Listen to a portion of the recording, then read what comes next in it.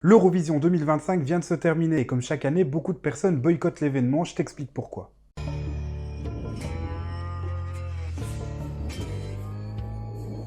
L'Eurovision a eu son lot de polémiques au fil du temps. Déjà chez nous, en Belgique, quand Sandra Kim remporte l'édition 1986, elle n'a que 13 ans. Sa victoire fait polémique et juste après, on fixe une limite d'âge minimale à 16 ans. Mais les problèmes liés à l'Eurovision sont surtout politiques. Le concours se présente comme non politisé, mais dans les faits, c'est pas trop le cas. Déjà dans les votes de certains pays, il y a de la politique. On vote pour la nation avec qui on s'entend bien par exemple. Mais là où l'organisation même prend parti, c'est dans le choix des candidats. Le plus gros sujet à débat ces dernières années, c'est la présence d'Israël. La différence de traitement entre ce pays-là et d'autres pays interpelle l'audience. Israël est toujours là, malgré le traitement que le Tsahal réserve aux Palestiniens, alors que de l'autre côté, la Russie, elle, est exclue depuis le début de l'invasion en Ukraine. Pourtant, les actions commises par l'État israélien sur la population civile palestinienne sont tout aussi dérangeantes que les crimes russes. Et d'ailleurs, ça ne dérange pas que les spectateurs.